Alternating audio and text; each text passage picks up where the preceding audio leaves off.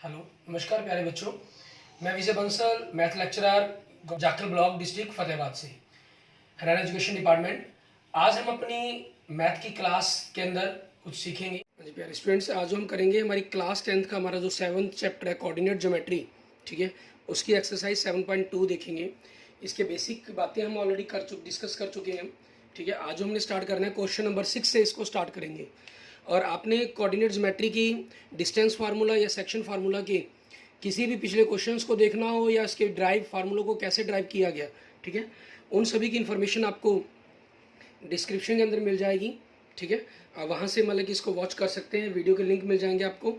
और अगर आपने अभी तक मेरा यूट्यूब चैनल विजय जाखल बंसल मैथ को नहीं सब्सक्राइब किया है तो please subscribe my YouTube channel Vijay Jakhal Bansal math.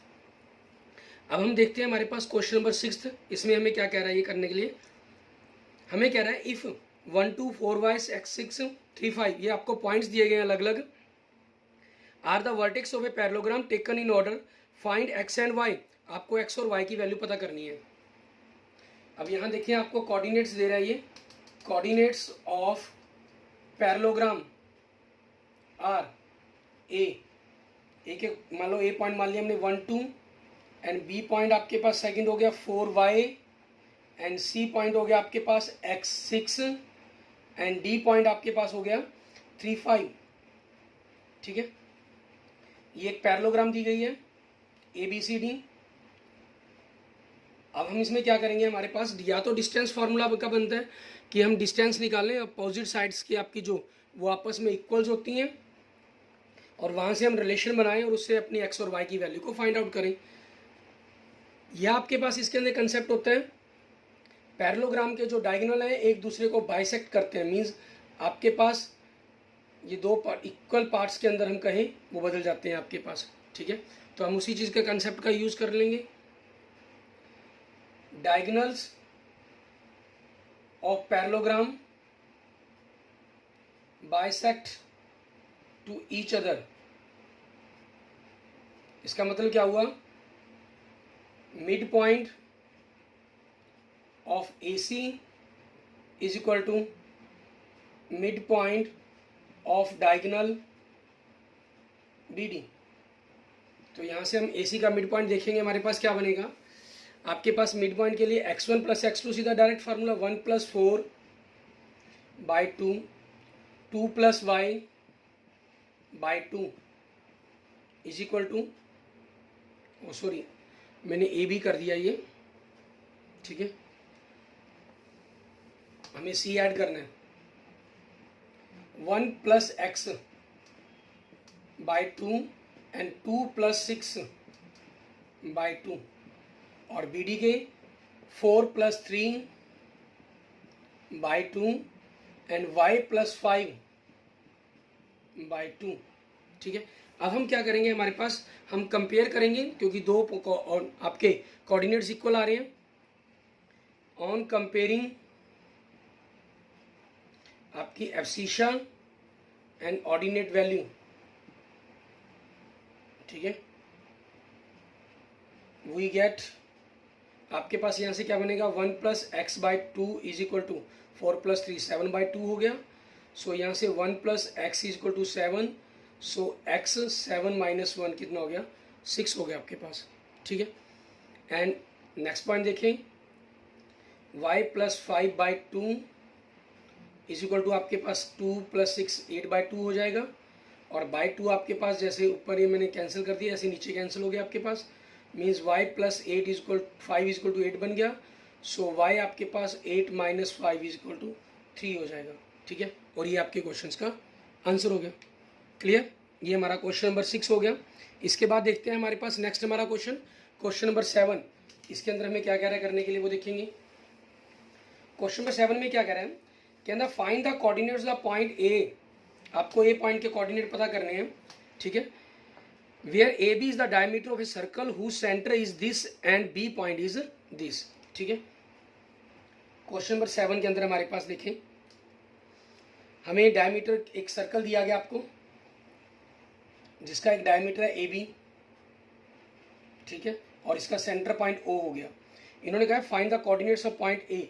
ए के कोऑर्डिनेट पता करने हैं, मान लीजिए हम इसको एक्स 1 और y1 लेट कर लेते हैं, और आपके जो सेंटर के कोऑर्डिनेट जिसको हम xy कह लें वो आपको क्या गिवन कर रहा है, ये 2 -3, और b के कोऑर्डिनेट आपके पास जिसको हम x2 और y2 कहते हैं वो आपको क्या दे रहा है, ये 1 और 4। ठीक है, ये आपको मेंशन किया गया, तो आप इन्हीं की अकॉर्डिंग हम यहाँ पर मेंशन कर देंगे। ठीक है, O इज द सेंटर, और कहें कि mid point of diameter AB। ठीक है, AB का डायमीटर होगा। So coordinate of point O is equal to किसके होंगे आपके पास, मिड पॉइंट ऑफ AB के इक्वल। आपके पास O के कोऑर्डिनेट क्या है, 2 - 3, और AB के मिड पॉइंट के कोऑर्डिनेट क्या बनेंगे आपके पास, मान लीजिए मैंने अगर इसको x1 मान लिया तो x1 + 1/2 एंड y1 + 4। ठीक है, आपको 1 4 दिया गया था ये बाई 2। अब हम क्या कर देंगे, ऑन कंपेयरिंग आपके पास एब्सिशा एंड ऑर्डिनेट वैल्यू। ठीक है, इन दोनों वैल्यू को कंपेयर किया हमने, we get x1 + 1/2 is equal to आपके पास 2 आ जाएगा। सो यहाँ से x1 + 1 इज इक्वल टू 2 × 2। आपके पास जो लेफ्ट साइड में /2 है वो दूसरी तरफ जाके मल्टीप्लाई हो जाएगा। सो यहाँ से x1 की वैल्यू क्या बनेगी आपके पास, 2 × 2 4, एंड 1 जाके माइनस का आपके पास x1 की वैल्यू क्या आ गई 3, एंड आपके पास y1 + 4/2। ठीक है, ऑर्डिनेट आपका इज इक्वल टू क्या हो जाएगा, -3। सो y1 + 4 आपके पास 2 राइट साइड में जाके मल्टीप्लाई हो जाएगा -3 से। सो y1 -6 है, एंड 4 आपके पास राइट साइड में जाके माइनस हो जाएगा, -10 आपके पास। ठीक है, सो आपके कोऑर्डिनेट बन जाएंगे। सो कोऑर्डिनेट ऑफ पॉइंट A आपके पास क्या हो जाएंगे, x की वैल्यू 3 एंड y ऑर्डिनेट की वैल्यू -10 है। ठीक है, ये आपके पास आपके क्वेश्चंस का आंसर बन जाएगा। क्लियर। इसके बाद देखेंगे हमारे पास हमारा नेक्स्ट क्वेश्चन नंबर 8। ठीक है, ये आपको सिंपल सेक्शन फार्मूले का यूज़ करना दिया कहा गया इसके अंदर, सिर्फ कहने का स्टाइल। ठीक है, आपको थोड़ा सा फर्क किया गया उसके अंदर, और कुछ नहीं है। क्वेश्चन नंबर 8 के अंदर अलग से जनरल हम यूँ कह सकते हैं कि क्वेश्चन नंबर 1 की तरह ही बन जाता है, सिर्फ पैटर्न कहने के स्टाइल के कारण थोड़ा सा फर्क हो गया। आपको कहा if A and B are the points दिए गए हैं आपको। ठीक है, कोऑर्डिनेट्स ऑफ पॉइंट A, पहला कोऑर्डिनेट A पॉइंट का हो गया -2 एंड -2, एंड B दूसरा पॉइंट आपके पास 2 -4 हो गया। ठीक है, respectively find the coordinates of P such that, आपको P पॉइंट्स के कोऑर्डिनेट लाइक पता करने हैं जहां आपके पास लेट P आपके पास हमने XY लेट कर लिया। मीन्स ये आपको क्या दे रहा है, AB एक लाइन दे रहा है और P बीच में कोई पॉइंट दे रहा है जिस, ठीक है, जो आपके पास इनके x और y कोऑर्डिनेट हो गए, और इनकी वैल्यू 2 -4 कह रहा है, और इसकी वैल्यू आपके सॉरी -2 एंड -2 है A, एंड B 2 -4 आपके पास। ठीक है, और आगे इन्होंने क्या गिवन दिया आपको, एंड नाउ आपको कह रहा है कि AP की जो वैल्यू है वो 3/7 है, किसके, AB के। जो ये AP है वो आपके पूरी लाइन का 3/7 है। सो आपको इस पॉइंट की रेशियो देखें क्या बनेगी आपके पास। सो PV क्या बनेगा, अगर हम AB में से AP घटा दें, ठीक है, और AB में से अगर AP कितनी है आपके पास 3/7 AB, माइनस करने पर कितना आ गया 4/7 AB आ गया। ठीक है, ये दोनों वैल्यूज आ गई हमारे पास। अब नाउ रेशो, इनकी रेशो देखेंगे हम, AP रेशो PB, ये कितनी है 3/7 AB है, और ये कितनी है 4/7 AB है। हमने क्या किया, पहले AB से डिवाइड कर दिया तो 3/7 इंटू 4/7 हो गया, फिर हम 7 से मल्टीप्लाई कर देते हैं तो 3/3 रेशो 4 बन जाएगा आपके पास। क्लियर, ये आपके पास आपके क्वेश्चन की रेशो आ जाती है। अब हमें P की कोऑर्डिनेट पता करने हैं। Now x is equal to, ये रेशो आपके पास 3/4 बन गई, 3 × 2 प्लस 4 इंटू -2 अपॉन 3 प्लस 4, 3 2 6, 4 को -2 से किया -8/7, सो -2/7, ठीक है। एंड y आपके पास 3 इंटू -4 प्लस 4 इंटू -2 आपके पास बाई 3 प्लस 4 -12 -8/7, सो -20/7 आपके पास। क्लियर? ये आपके पास x और y के कोऑर्डिनेट आ गए। अब इन्हीं के बेस पर हमें आगे देखेंगे हमें पॉइंट P के कोऑर्डिनेट हो गए। सो कोऑर्डिनेट ऑफ पॉइंट P, ठीक है, जो पॉइंट P के कोऑर्डिनेट क्या बन जाएंगे आपके पास, x की वैल्यू -2/7 एंड y की वैल्यू -20/7। ये आपके क्वेश्चन का आंसर हो जाएगा, ठीक है। इसके बाद देखते हैं हमारे पास हमारा नेक्स्ट क्वेश्चन क्वेश्चन नंबर 9। इसके अंदर हमें क्या कह रहा है करने के लिए वो देखेंगे। क्वेश्चन नंबर 9 में आपके पास क्या कहा इन्होंने, हमें कह रहा है find the coordinate of the point वे which divides the line segment joining A B into 4 equal parts, ठीक है।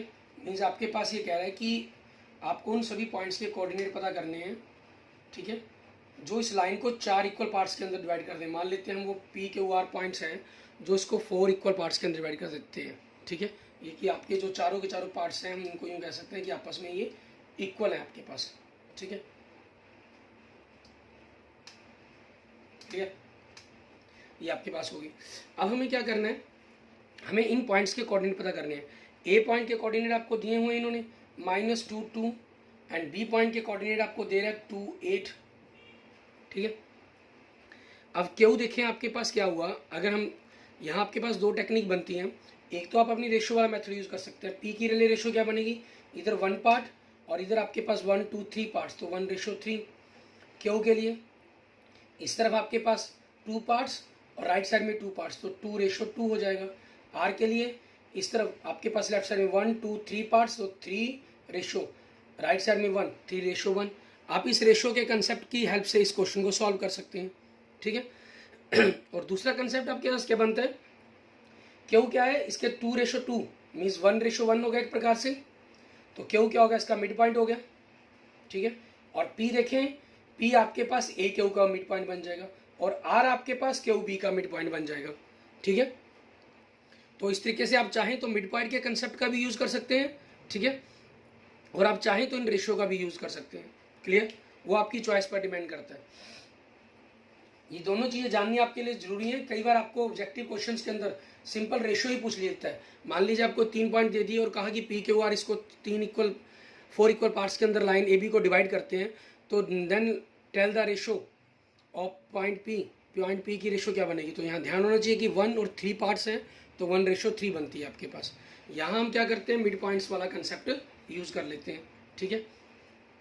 हम लेट कर लेते हैं, let points P, Q and R, ठीक है, divides the line AB in equal 4 parts, ठीक है। So point Q is mid point of line AB, ठीक है। अब now coordinate of point Q point के कोऑर्डिनेट क्या बनेगी, x1 plus x2 by 2 and y1 plus y2 by 2, तो -2 plus 2 by 2 and 2 plus 8 by 2। ये तो आपके पास 0 बन गया, 0/2 और ये 10/2, तो क्या आ जाएगा आपके पास 0 एंड 5। आपका क्यू पॉइंट आ गया ये।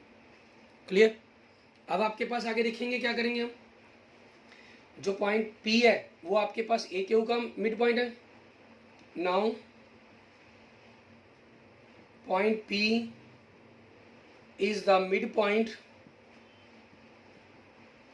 Of A Q, so coordinate of point P, इन दोनों को जोड़कर हाफ करना है, -2 plus 0 by two, 2 + 5/2, -2/2 and 7/2।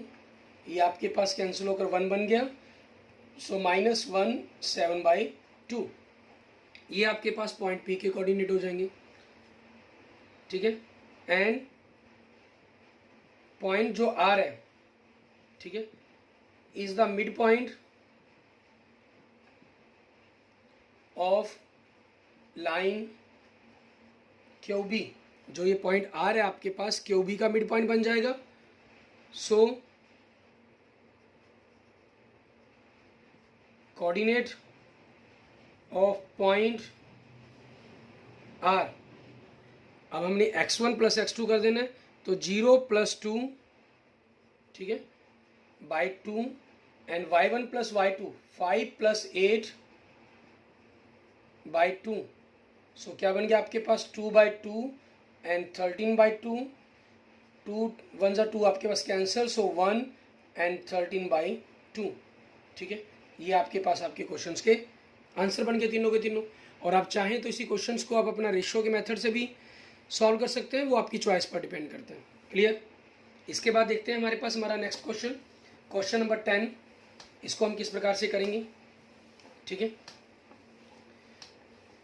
Question number 10 में हमें क्या कह रहा है, ये कहना find the area of the rhombus if its vertex are 3 0 5 4 5 -1 2 -1 4 sorry and -2 -1।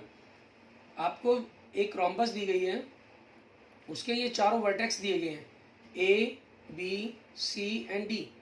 ए आपका फर्स्ट पॉइंट हो गया जिसके कोऑर्डिनेट इन्होंने क्या दे दिए 3 0 दे दिया आपको, एंड बी आपके पास सेकंड पॉइंट हो गया जिसके कोऑर्डिनेट्स आपको 4 5 कह दिए, एंड सी आपका थर्ड पॉइंट हो गया -1 4 कह दिया, एंड डी आपके पास -2 -1 कह दिया।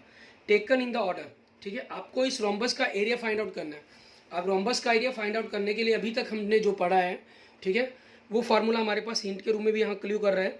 Hint area of rhombus is equal to half into product of its diagonal. Means आप दोनों डायगोनल्स की डिस्टेंस निकालेंगे, उनकी प्रोडक्ट का हाफ कर देंगे, तो आपके पास एरिया ऑफ रोम्बस आ जाएगा, ठीक है। तो हम यहाँ पर क्या करेंगे, डिस्टेंस फार्मूले से डायगोनल AC की वैल्यू पता करेंगे। फार्मूला आपका डिस्टेंस फार्मूले का x2 - x1 की पावर 2 प्लस y2 - y1 की पावर 2। मीन्स आपने एब्सिशा में से एब्सिशा को माइनस कर देंगे, ऑर्डिनेट में से ऑर्डिनेट, और अपनी जो वैल्यू निकाल लेंगे। इसमें देखिए AC की वैल्यू पता कर रहे हैं, आप इसको x1 और x2 मान लें, उसमें कोई प्रॉब्लम नहीं है। x1 y1 मान लीजिए या इसी को x2 y2 मान लीजिए। आप यहाँ फार्मूले में x1 - x2 भी लिख देते हैं तो कोई प्रॉब्लम नहीं है, क्योंकि स्क्वायर आपके पास करने पर वो पॉजिटिव हो जाता है नंबर इस चीज़ के कारण, ठीक है। जनरल अगर ये आपका वेक्टर फॉर्म के अंदर होता तो आपके पास इन दोनों चीज़ों को लिखने में बड़ा फर्क होता, ठीक है। यहाँ हमने जो बातें करनी है वो सिंपल हम नंबर पर बात करते हैं, इसलिए आपके पास अगर हम आगे पीछे भी लिख देते हैं तो कोई प्रॉब्लम नहीं है, लेकिन डिफरेंस बीच में डिफरेंस जरूर रहेगा। मीन्स एब्सिशा का डिफरेंस और ऑर्डिनेट का डिफरेंस। तो 3 -+1 हो गया आपके पास, प्लस 0 -4, तो आपके पास क्या बन गया 4 की पावर 2 प्लस -4 की पावर 2।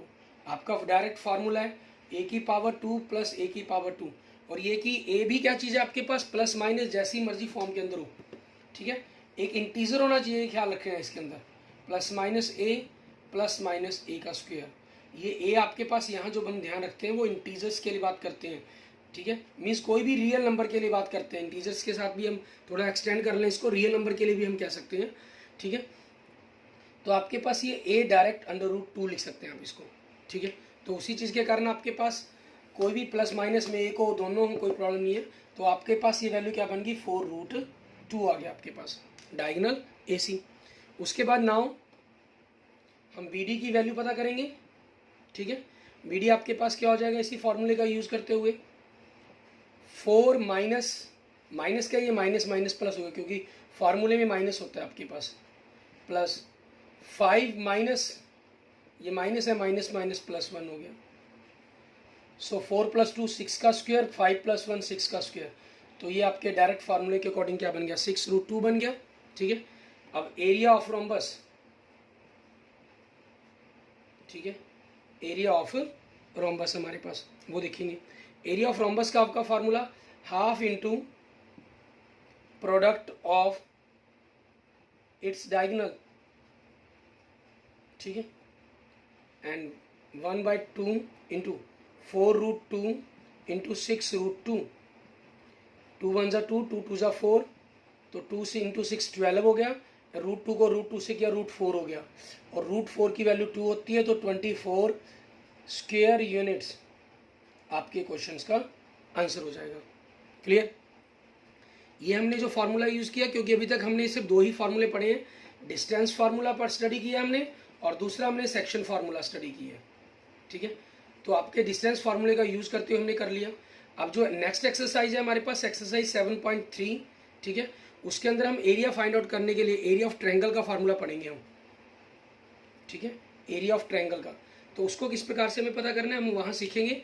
उसके अकॉर्डिंग आप इस क्वेश्चंस को अपने एग्जाम के अंदर अपना मेथड चेंज करके भी आप करना चाहें तो वो कर सकते हैं, ठीक है, उसमें कोई इशू नहीं है आपके लिए। वो जैसी भी आपकी चॉइस रहेगी आप उस हिसाब से इसको सॉल्व कर सकते हैं। उसमें क्या रहता है आपके पास, अगर हम एरिया ऑफ ट्रायंगल के बारे में बात करेंगे जो आपकी सेकंड एक्सरसाइज 7.3 में देखेंगे। फिलहाल मैं आपको जो एक्सरसाइज 7.2 है इसके हम एग्जाम्पल्स पर बात करते हैं, ठीक है, ठीक है। इस प्रकार से आपने इनको सॉल्व करना है हमारे पास। वो एग्जाम्पल्स आप खुद ट्राई करके देखेंगे सभी के सभी, ठीक है। मैं आपको क्लू दे रहा हूँ उसके अंदर सिर्फ, ठीक है, सॉल्व करने के मेथड बता रहा हूँ आपको, ट्राई आपने खुद करना है इनको। एग्जाम्पल नंबर 6 देखिए, इसमें क्या कह रहा है आपको, कहना find the coordinates of the point which divides the line segment joining the points 4 - 3 8 5 in the ratio 8 5 in the internally. ये इंटरनली की बात किस लिए कर रहे हैं, हमारे सिलेबस में जो है वो इंटरनली ही डिवीजन है, ठीक है। एक्सटर्नल डिवीजन हमारे पास या कहीं एक्सटर्नल नहीं है। एक्सटर्नली क्या होता है कि आपके पास ए पॉइंट है, ये बी पॉइंट है, जो पॉइंट आप नया पता कर रहे हैं वो बाहर होता है आपके पास। मीन्स यहाँ से आपके पास जो ए पॉइंट से इसकी रेशो m1 मान लेते हैं हम, ठीक है, और बी पॉइंट से आपकी रेशो m2 हो जाती है, ठीक है।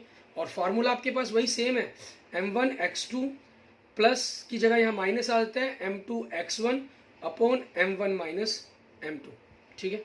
y के लिए आपके पास यहाँ y हो जाता है, बस प्लस की जगह यहाँ माइनस हो जाता है आपके पास फार्मूला, ठीक है। लेकिन हमें तो सिर्फ इंटरनली पर ही हमारे सिलेबस में बात करनी है, इसलिए मैं एक्सटर्नली पर कोई ध्यान नहीं देंगे तभी चल जाएगा, ठीक है। सिंपल आपके पास एक ए बी लाइन है जिसके कोऑर्डिनेट 4 - 3 दिए गए हैं, 8 5 दिए गए हैं, और ये आपको पी पॉइंट जो 3:1 के अंदर डिवाइड करता है सॉल्व करेंगे आप, ठीक है।